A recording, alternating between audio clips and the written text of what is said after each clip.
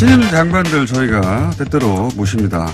이번에는 진선미 여성가족부 장관 스튜디오에 직접 모셨습니다. 안녕하십니까? 안녕하세요. 네. 반갑습니다. 네, 반갑습니다. 저희가 인연이, 변호사와 범죄자로 만났다가, 자, 지금은 장관님과 진행자로 이 자리에 앉았는데, 제가 이제 여성가족부 장관을 또 굳이 모신 이유는 모든 부처가 다 어렵죠. 모든 부처가 현안이 넘칩니다.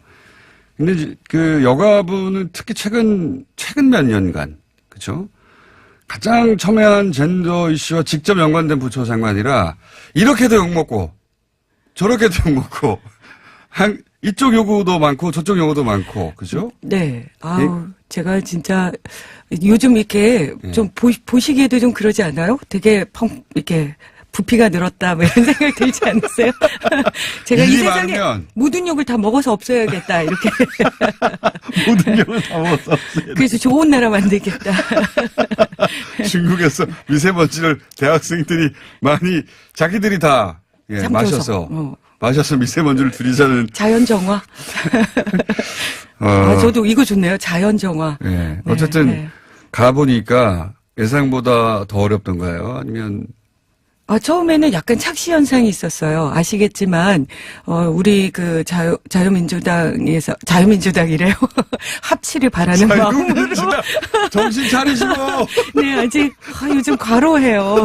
자유민주당. 네, 합치를 원하는 그 강렬한 마음으로. 그러니까 수석 부대표를 했었잖아요. 네. 근데 그게 협상을 맡아서 하고 행정 업무가 정말 많아요. 네. 그래서 하루가 한 3일 같아요. 새벽에 한 탐이 점심. 그렇죠. 일은 끊임없이 벌어지니까. 네, 그래서 그걸 4개월을 하고 났더니 이제 가서 막상 이렇게 가게 되니까 약간 착시 현상이 돼서 이거 좀 편한가? 널널한가? 이랬는데. 종일 돌다가. 네. 장관 자리니까 그나마. 네, 그랬는데 착각이었더라고요. 잠시 후. 네, 진짜 제 어깨가 동물농장이에요. 거의 코끼리들이 막 놀다가 잠깐 또 한 마리 내보내면 또 딴 애가 와서 막 여기 눌러가지고 이거 해야 된다 그러고. 아유, 이제 고양이 앞에 쥐입니다, 쥐. 국회의원이 어렵습니까? 장관이 어렵습니까? 각각의 어려운 점 다르긴 하겠으나. 네네. 총량으로 보자면. 총량으로 보자면 아직, 비교하기는. 네. 짧습니다. 짧습니다. 예. 2달. 그런데 장관은 장단점이 있는 것 같아요. 어떤 장단점이 있습니까? 책임과 그 무게감은 훨씬 크거든요. 의원보다. 그렇겠죠. 그러나 이제 뭔가를 하면 뭔가 이렇게 효과가 있는 거죠. 예. 결과를 의원은 바로 계속 지적하고 견제하고 그렇죠. 이런 걸 하고 그리고 법은 사실 계속 내놓지만 그 법이 통과되는 비율도 그렇죠. 많지 않고 그래서 딱 눈에 보이는 가시적 효과가 적은데 장관은 오히려 이제 집행을 바로바로 이렇게 할 수 있어서 행정 권한이 있으니까 네네 그런 건 조금 좋은 것 같아요. 그런 면에서는 바로바로 네, 대신 욕도 바로바로 먹죠. 그렇죠. 욕은 한 3배는 먹는 것 같아요. 왜냐하면 국회의원은 300명이나 되기 때문에 숨을 수가 있어요. 네네. 사실은 4년 내내 한 번도 언론을 안 타는 분들도 있습니다. 네. 그렇죠. 저는 사실은 이럴 줄 알고, 사실 조금 무섭기도 했어요. 그래서 안 오고 싶다. 이 생각도 했는데. 자, 네. 근데 이제 피해갈 수는 없고, 여가부의 이슈가 굉장히 많습니다만, 가장 최근 거부터 한번 짚어볼게요. 이거 굉장히, 상징적 사례여서. 이제 이수혁 사건이라는 게 벌어졌습니다. 네. 그리고 초기에는 이것이, 전형적인 젠더 이슈 혹은 남녀 갈등 이슈로 보도됐습니다. 그리고 점차 그게 아니다라고 이제 사실관계가 조금씩 밝혀지면서 그런 건 아닌 것 같다라고 이제 중간 정도 와 있어요. 물론 최종 결론은 또 두고 봐야 하지만 이런 이슈가 벌어지면 이제 여가부는 굉장히 곤혹스럽단 말이죠. 사안의 성격을 어떻게 규정할 것인가. 그렇죠. 어떤 분들은 이건 젠더 이슈가 아니다고 하고 어떤 분들은 맞다고 여전히 얘기하고, 게다가 근데 여성도 관련돼 있고, 여가부는 입장을 정해야 됩니다. 이럴 때, 우선 근본적으로 이것이 소위 성적 갈등 혹은 젠더 이슈 혹은 여성 혐오 이런 사건으로 여가부는 바라보나요? 저는, 이게 이제 제일 문제죠. 네. 처음에 그 하룻밤 사이에. 어려운 사건입니다. 네, 이거 하룻밤 사실. 사이에 청원이 30만이 네. 넘어가고, 그래서 계속 댓글, 페북 트윗이나 이런데, 여가부 장관 어디 갔니? 그렇죠. 말해라. 빨리 나와. 빨리 가서 해결해. 예, 빨리 가서 병원 했는데 네. 거기 찾아가나 보자. 뭐 이렇게. 여성의 편에서 빨리 이 권익을 보여야 돼. 예. 그래서 저는 압박을 저는 받으실 텐데. 팩트 체크가 우선 중요하다고 생각했습니다. 예. 네, 사실 여부를 정확하게 좀 변호사셨으니까 파악하고. 당연히. 예. 그래서 사실 이 문제는 예. 그렇게 예민하게 접근했지는 않았어야 하는 문제라고 생각합니다. 왜냐하면 아시겠지만 사실 결국은 나중에 네. 사실관계들이 조금 나왔을 때 결국 그게 처음 시작부터가 여혐부터 시작했던 건 아니잖아요. 예. 근데 이제 너무 그런 용어가 너무 이렇게 언론에 의해서 너무 이렇게 부추겨지는 게 아닌가 이런 생각이 언론이 들거든요. 이걸 애초부터 프레임 너무 과도하게 네. 여혐 사건으로 처음부터 단정하는 바람에 커진 면도 있습니다. 그렇습니다. 사실관계 확인 전에. 네. 사실 여성가족부는 그 이전에도 알았지만 직접 와서 보니까 이게 모든 위기의 청소년, 위기의 여성, 그러니까 전체적인 그냥 일반 잘 살고 있는 학생들, 아동 이런 부분들은 다 보건복지부나 교육부에서 하고 저희는 위기 청소년, 이주백의 청소년 그리고 여성들도 되게 위기에 있는 여성들을 주로 이렇게 돌보고 이러는 그리고 성폭력 피해자, 가정폭력 피해자 이런 분들하고 또 청소년도 규제를 해야 되는 거예요. 저희가 보호를 담당하는 부서이기 때문에 그러니까 댓글에 맨날 싫은 것만 하는 거죠. 사람들이 볼 때 가장 어려운 가장 곤란한 처지에 있는. 그렇죠. 그러니까 제가 맨날 엄마 같은 역할 진짜 하는 것 같다. 왜냐하면 엄마는 필요한 일 하지만 눈에 띄지 않잖아요. 그리고 맨날 하지 마라, 잘 커야 된다, 이렇게 계속 간섭하고. 그러니까 이제 이런 일들을 저희 부서가 하다 보니 이걸 하면 저쪽에서 그러니까 여성에 대한 문제 제기를 하면 남성이 여성만 생각한다고 욕하고 남성 문제, 청소년 문제, 싱글데디 만나면 또 너는 이제 싱글데디도 만나요? 네, 싱글데디 만났죠. 너는 그러면 여성은 이제 눈에 안 보이지, 이렇게. 싱글맘만 얘기하는 게 아니에요? 그럼요. 요즘 싱글데디도 가족의 위기에 해당되는 거니까. 그럼요. 저희가 싱글데디도 만나고요. 또 이제 동거가족들도 만나고 계속 이렇게 가족의 형태가 굉장히 분화되고 있거든요. 그래서 싱글데디 요번에 김승현 배우와 또 한 6분 이렇게 만났는데 그분들이 너무 좋아하시더라고요. 그러니까 여성 플러스 가족부라고 포괄적으로 생각해야지 여성만 하는 게 아닌 거군요, 이게. 청소년도 합니다. 저희 청소년. 그렇군요. 네, 완전. 앞에 여성이 붙어 있다 보니까. 그렇죠. 오로지 여성 이슈만 하는 걸로 오인하시는 분들이. 그렇죠. 너희 일조라며 어디다 쓰니? 막 이래요. 예사. 예사. 네. 1조는 엄청 적어요. 부서 중에. 제일 적은. 가장 적습니다. 어쨌든, 이런 이수혁 사건 같은 경우에 젠더 프레임으로 처음에 접근해서 사람들 과몰입하고 했는데 그거 아닌 건 아닌 것이다. 그럼요. 저는 우리가 계속 그런 비난은 받지만 전 욕 먹어서 삼켜서 이 사회를 욕이 없는 사회로 만들려고 노력하고 있는데요. 실제로 제가 10년 동안 호주제를 해봤지만 호주제 정말 저 이전에도 40년을 싸워오셨거든요. 많은 분들이. 그러나 제가 관여에서도 10년이 걸렸는데 그 기간 동안에 정말 선도적인 남성들이 함께 도와주지 않으면 이거는 헤쳐나갈 수가 없는 거거든요.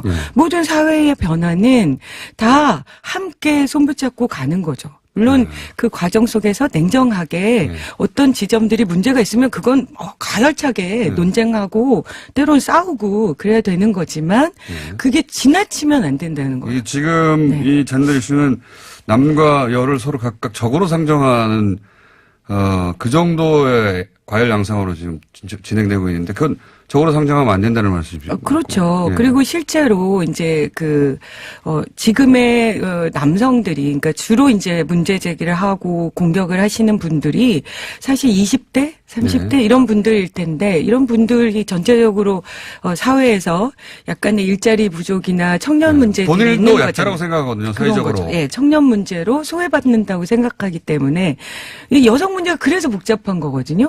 모든 세대의 다층 세대, 여러 가지 이권, 이해관계 이런 게 다 중첩적으로 들어있는 거예요. 그래서 끊임없이 욕을 먹을 수밖에 없다. 예, 그러나 알겠습니다. 먹겠다 이렇게 생각합니다. 먹겠다. 그 가운데 갈등의 지점에 직접 들어가서 욕을 먹으면서 해결해 가겠다. 네. 근데 이제 이수혁 같이 그렇게 모든 걸 젠더 이슈로 바라보면 안 된다.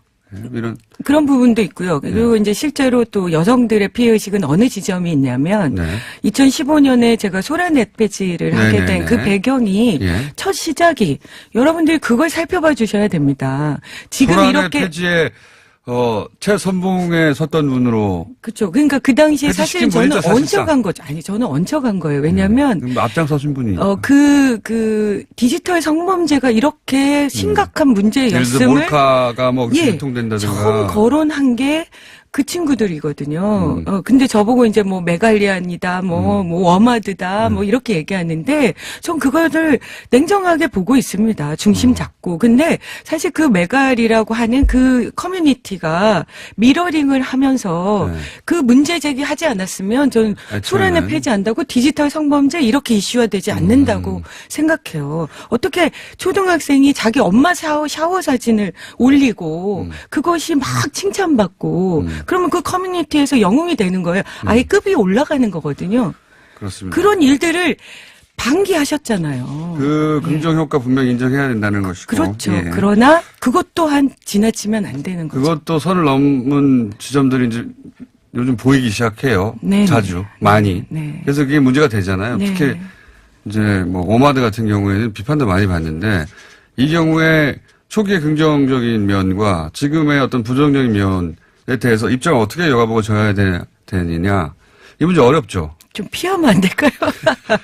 그 어려운 문제일 거라고 농담이고 봅니다. 저는 이제 조금 자정적인 그런 분위기가 올 거라고 생각합니다. 사실 제가 이제 호주제 10년을 하면서 배운 게 있는데 어느 순간에 굉장히 격렬해져서 이게 진짜 나라가 뭐 어떻게 되는 거 아니야? 뭐 이렇게 생각하기도 하지만 그게 딱 고타임을 넘기면 그게 고비인 것 같아요. 인계점을 지나면 그렇죠. 그게 이게 예. 자체 내에서 너무 넘어갔다는 목소리가 나오기 시작하고. 그렇죠. 예. 예. 그래서 저희는 이제 그런 것들을 다독일 수 있는 그 균형 잡힌 정책들을 통해서 우리가 국가 안에서 이렇게 다들 모든 구성원들이 가족이란 이름 아래 또 청소년이란 이름 아래 보호받고 있구나 이런 생각을 따뜻한 내 편이 되는 그런. 그때까지 그게 말씀하신 인계점을 통과해서 자정작용이 생길 때까지 몇 년이 걸릴지 모르겠는데 그 안에 임기는 끝나실 것 같아요. 그럴 것 같아요. 그러나 그래서 이전에 욕만 먹다가 끝날 것 같아요. 아닙니다. 그 이전에 정영배 장관님도 사실은 욕 많이 먹으셨지만 정말 일을 차근차근 해오셨어요. 알겠습니다. 그 일이 마무리가 되고 있거든요. 네. 저도 그럴 것 같습니다. 제가 욕 먹으면서 쭉 하면 저보다 훨씬 능력 있는 분이 오셔서 또 그것을 결말짓고 이렇게 세상은 계속 가는 거죠. 자, 어려운 이슈니까 그건 그대로 두고 그건 왜냐면 그 자체로 굉장히 오랫동안 얘기할 거리가 되니까. 근데 네. 장관님은 그거 말고도 많은 일들을 해야 되니까 최근에 이제 전 남편이 혹은 전 남친이 헤어진 이후 불만을 가지고 폭력 혹은 살인 저지른 그러니까 접근 금지 명령이라는 게 무슨 소용이 있느냐. 네. 실제 소용 없어요. 네. 예. 실제로. 네. 그 어긴다고 해서 벌금 내는 거 불가하거든요. 뭐 즉각적으로 경찰이 와서 구금하는 것도 아니고. 네. 여기에 대한 대책을 27일 발표하셨는데 핵심이 뭔가요? 네, 그때 다들 알고 계시겠지만 어머님 피해자의 따님들이 이렇게까지 공포를 불안감을 그러니까 예. 그 친구들을 저희가 따로 만나봤거든요. 이모랑 뭐 가족들을.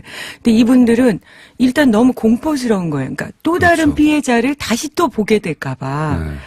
그래서 그 부분들에 대한 문제 제기를 하셨고 그게 사회적으로 그래도 여론 환기가 돼서 이만큼의 대책이 나온 것 같아요. 이 대책의 특징은 크게 피해자에 대한 안전 또 인권 보호. 피해자 중심으로. 예, 격리. 네. 그렇죠.